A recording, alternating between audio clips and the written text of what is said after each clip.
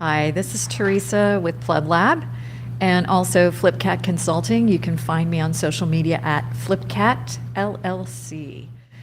Today's presentation should be a little shorter than the one I gave 2 weeks ago. We're just going to go over some principles related to budgeting. And the example I'm using probably isn't directly on point for anything you're working on specifically at the moment, but it brings in several different components that help me demonstrate what you should be thinking about when you're considering a budget or pricing and so on. So hopefully you'll find this helpful whether you're watching this live today or recorded.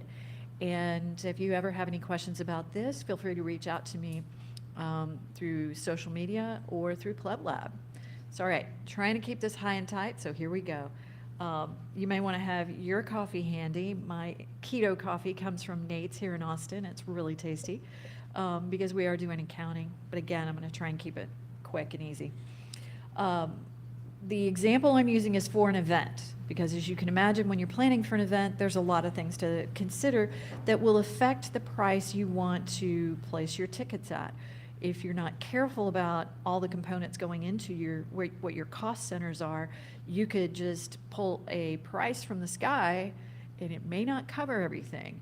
Or you may not be able to justify why did you charge that price and so on. So that's what I want to show you. Are they able to see my cursor? Yeah. Perfect. So I've already filled everything in here, and what I want to show you is how the formulas work, how I've set them up. And I ordered this based on, I kind of grouped like venue, AV, stream. Those are things that we would need at a minimum to actually put something together if this is going to be an in-person event as well as streamed or recorded. I might group together the meals as I kind of have here, breakfast, lunch, and dinner. But the other thing, another way to organize this, as I'm showing you with the colors, is those in blue are priced, calculated in one way based on unit cost divided by the number of people that attend, and those in gray are priced based on per person. So obviously the venue is going to be divided by, the venue is a set cost. So it's going to be divided by whether you have 50, 75, or 100 people, as I'm showing you over in the right columns. Up here at the top, I've got the number of people attending in my estimations based on if we have 50 people, 75, or 100 people. So the venue is a unit cost. Whether we have one person or 100, we're going to spend $500. When we get down here to breakfast or any other per person item, we would be charged based on the number of people. So whereas we might estimate ideally that we want 100, but we get close to the day and find out we're going to have 70 people, then we might tell whoever we're getting our breakfast from, hey, we need breakfast for 70, 75 people, and that's where your unit pricing comes up here. So let me run through this real quick.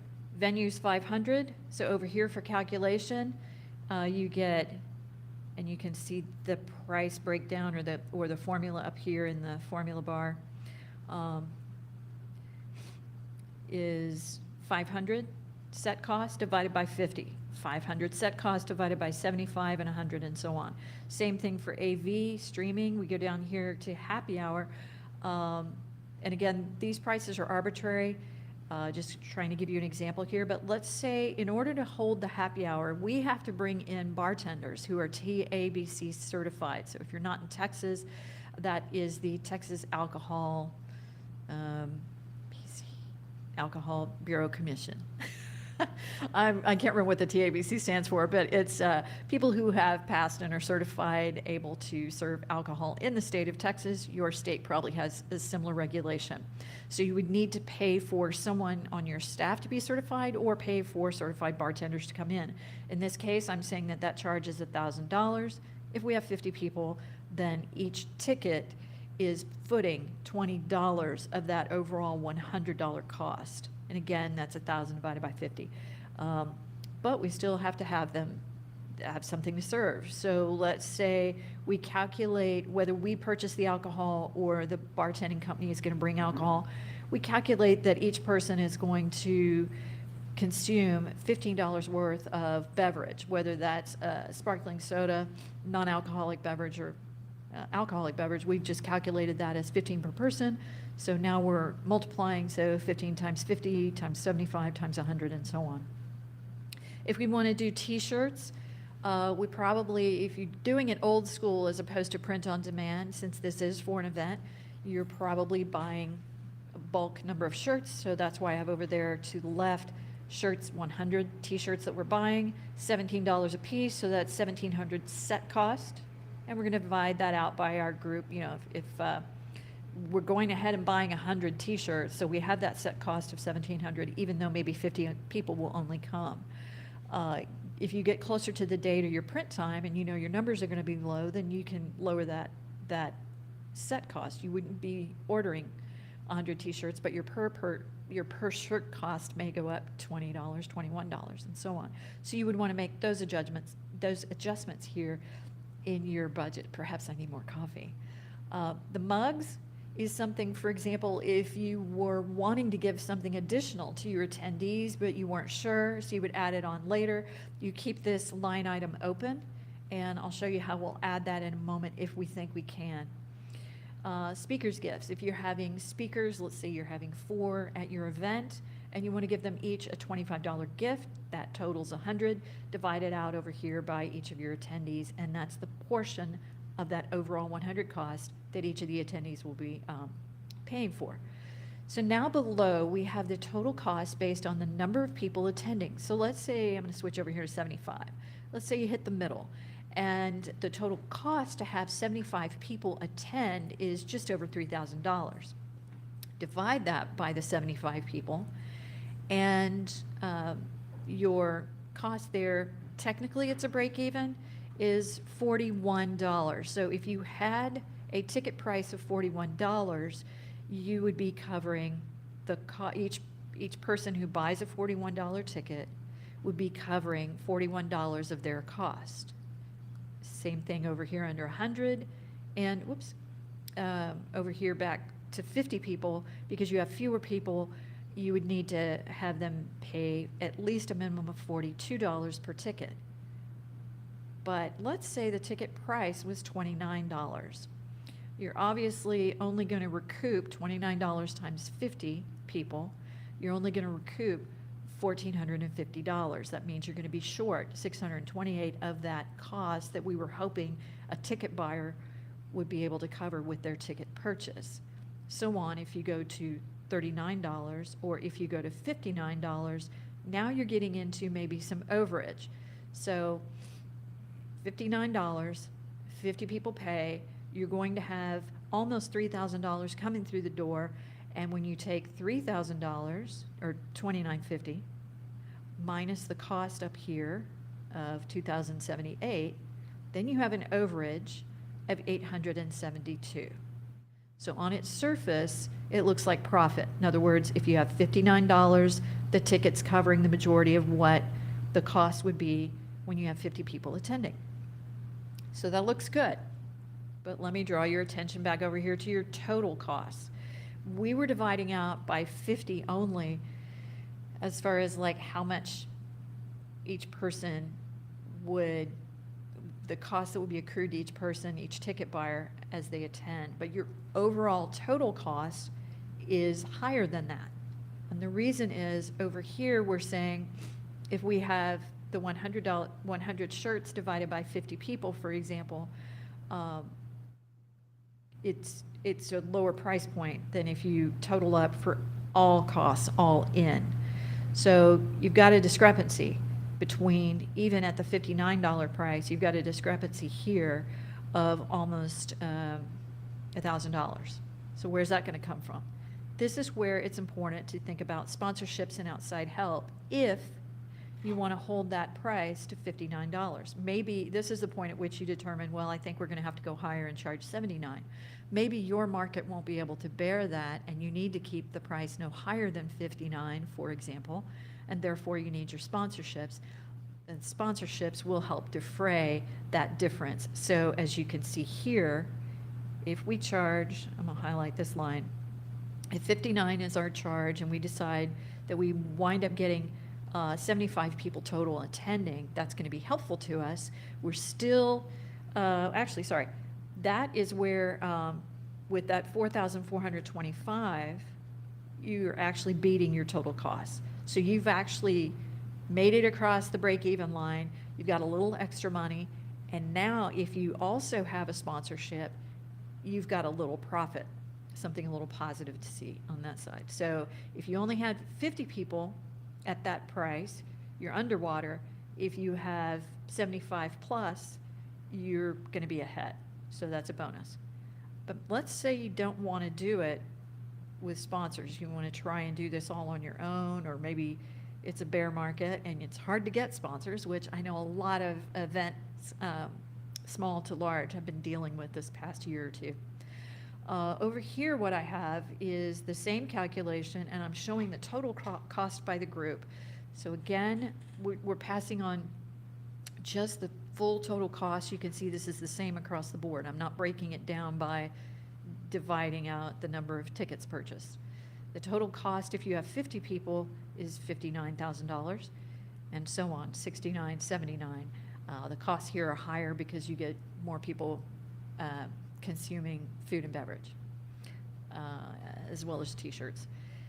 Let's see, you got your break-evens at, and again, I'm showing you the ticket price. This time, I've moved it over here to the right.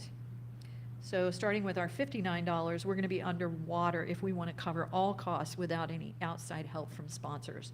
So here we've got $5,900, and we're getting just shy of $3,000, so we've got $2,900 to recover, or to figure out how we're going to take care of that. So we're going to have to raise ticket prices. If you raised it to 79, the only time you would come close to breaking even or not incurring a loss would be to get 100 people through the door. If you think, therefore, that you're going to, wow, we're going to have 125, 150 people, this is going to be a popular event based on history or whatever metric you use, then you can keep your cost at $79 and have a fair idea that you're going to break even. Or if you think your market can bear it, and you can push the ticket price even higher to 121, for example, then you know, regardless of how many people show up, you're going to be covered. You're going to be in the green, because here you've got 6,000, you're just covering your 50 attendees, or at 9,000, you're making almost $2,000, and so on. That's it. That's the main thing I wanted to show you about budgeting. But even though this is for an event and you might be pricing your app or other items for sale, retail, how are you going to price it in the market? Obviously, as I went over 2 weeks ago in the feasibility study, you're going to do research as far as what is happening in the industry, what's happening in your particular market, your location, your niche, to determine where to even start with pricing for an app or product. And then all the components, kind of like we've walked through here, all the components that would go in with your overhead, your labor, physical components, and so on, price that out, and then you'll know how many widgets, I mean, here our widgets are tickets, how many that you need to sell to cover your costs at a minimum, to cover basics, but then you also need an investor to help out, get you over the hill for this first year, however you want to get there. The way you look at if it's a set cost, like we first started talking about unit cost, or it's a per person ticket cost, or per person beverage cost, t-shirt, or your component every time you produce like if you have labor for all day, you've got a set cost of labor for the day, regardless of how many widgets are produced. But every widget requires two components that cost $1 and $2. Now you've got $3 every time you produce a widget. So you've got to price it above that. And if you're going for retail, say you're producing something for business to consumer, and we are talking a strict product here, you need to price according to initial sale retail, and then what cost you, or what price you can bear if that retail price has to be reduced, or if you strike a deal with your vendor, and so on. So I hope that's some food for thought. Again, please feel free to refer back to this, get in touch with me, or reach out social media. I'm happy to answer any questions on your end. Any questions from the room? Is this Hey, Teresa. Hey. So you went over essentially how to price your widgets so that you can cover your costs. I was wondering if you have any advice on how you would calculate, I don't know the correct term for this, but how to overprice, because these are estimates. I mean, Markup? even though they you have everything being calculated, but you never know. Like there might be some unforeseen costs. So at least in my experience, I like to sort of like over budget so that I have a buffer just in case costs run up unexpectedly.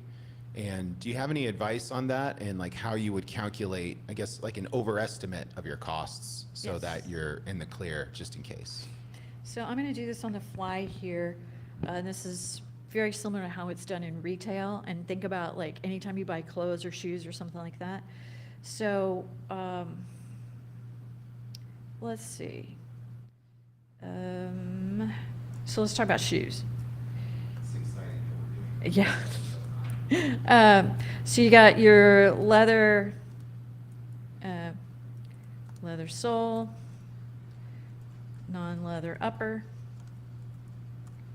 Let's say it's laces and the grommets, and that's it. Now you've got labor, overhead, marketing, advertising, and let's just leave it at that because we could be here all day. Let's say per shoe, the leather sole is $5. The non-leather upper, because it's made out of canvas, because I'm wearing Converse today, so that's what I have. Even their soles are rubber, but we're going to use leather. Let's say the leather upper is $2.50. Laces and grommets cost total of 75 cents. Labor to produce each shoe, let's say they can produce 10 in an hour and you're paying somebody $20 an hour, so that's $2 per shoe? Yeah, because you're paying double. And your overhead is going to be your expenses just to have the lights on, the lease, and you've built that into the cost of the shoe. And that's actually, maybe it's very expensive, so it's $3. Marketing and advertising, per shoe broken down, maybe it's $1.50 per shoe. Random numbers here, not held to anything scientific. So let's do a summary of this.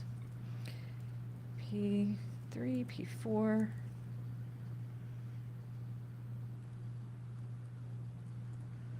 So $14 a shoe. That's your cost. And I'll give you some dollars here just so it looks nice.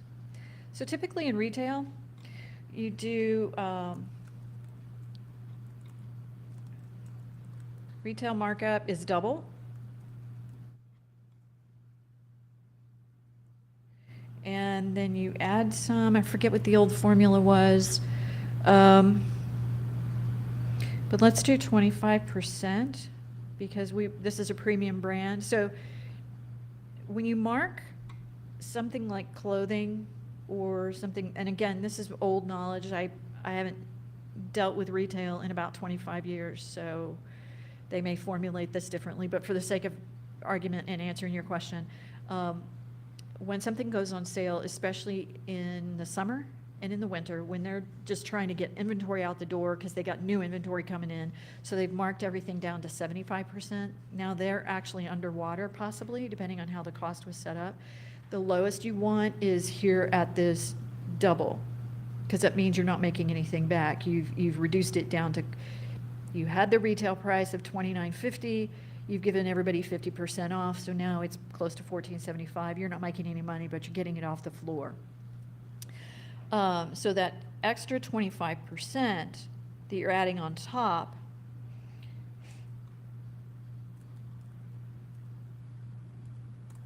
gives you a little cushion to play with as part of your promotion.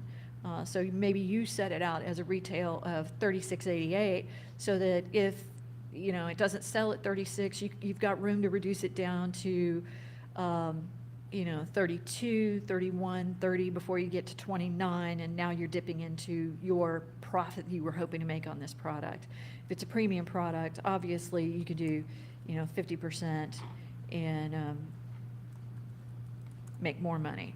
So when I used to work for one of the largest global movie theater companies, I was in the marketing department in an office across the hall from the guy that handled concessions for the whole global theater chain. And back then, so you'll have to extrapolate, he told me the price of a Coke, Dr. Pepper in Texas, the price of a Dr. Pepper was X amount for the soda and X amount for the cup, and soda and ice and X amount for the cup. And it was something like 57 cents. And they were selling Cokes back then for Dr. Peppers. Back then, in Texas, it's interchangeable. A Coke is a Dr. Pepper. They were selling these 57-cent items for about $2.50, $3. So you can see the markup and profit on that. Part of the reason the theater industry does that is when you used to buy your movie tickets outside, that's the money that Hollywood gets, and any money spent inside for games and stuff these days, Dr. Pepper's, popcorn, and so on, that's what the movie theater company gets. So Hollywood outside, the company that you've gone to, whether it's AMC or Cinemark or whatever, that's where they get their money. So that's part of the reason you're a captive audience and they mark it up so high. So the same thing here. When you buy something now, a shirt, a cap, a jacket, the component price that goes into it, especially if it's got a brand name on it or it's an exclusively, high-end name brand, think of the high amount of markup that's gone into that ahead of the baseline cost. There's no reason you can't do that either. If you want to establish, if you want to position yourself, which is another aspect of marketing we haven't gone over, I can come out with a product, an app, a widget, and Topher can come out with one, or Carr can come out with one, and we can position ourselves differently and therefore price based on that positioning or that branding or the marketing we're going to put behind it. If we're trying to take marketing dollars away from Nike, we're going to try and get as much, marketing, branding, and advertising behind that, but we're also going to try and compete on price or compete on brand or compete on the fact that they have this star promoting their tennis shoes, their basketball shoes, and so on, and we've got this star. So that all factors into what your price point is, and then once you've looked at all that, you have to come back and say, what will the market bear? What are consumers willing to pay? And right now, consumers have been willing to pay a little bit higher for consumable goods, but they're starting to hit their limit, as we can see in this political year, where some prices are out of reach for some people, or they're saying, I'm going to cut back on my spending, or I'm not going to buy the premium, I'm going to start buying the generic of this item because it's too much. And that's where you start to look at how are consumers behaving in response to the cost, which is happening with inflation, or how they're behaving with the Nike item affiliated with this star versus the original brand that you've created affiliated with this star.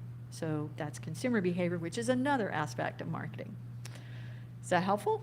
Yeah, it answers a lot.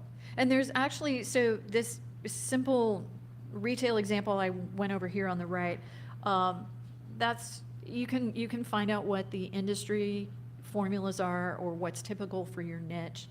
And then internally, you can talk with your team, whoever's helping you plan, price, do your financing. You can talk with your team and say, based on the industry information that we've found out, the feasibility study that we've done, what we've learned about our consumers, we think we can actually put a $5 premium on these shoes, or, I've got them up here to $44, it costs you $14 to make them. You could say, we think we can go as high as $75 because we're going to start rolling these out in this state or in this city, and so on. So there's a lot of different things you can do there to play with it and overcome some of your costs. Anything else?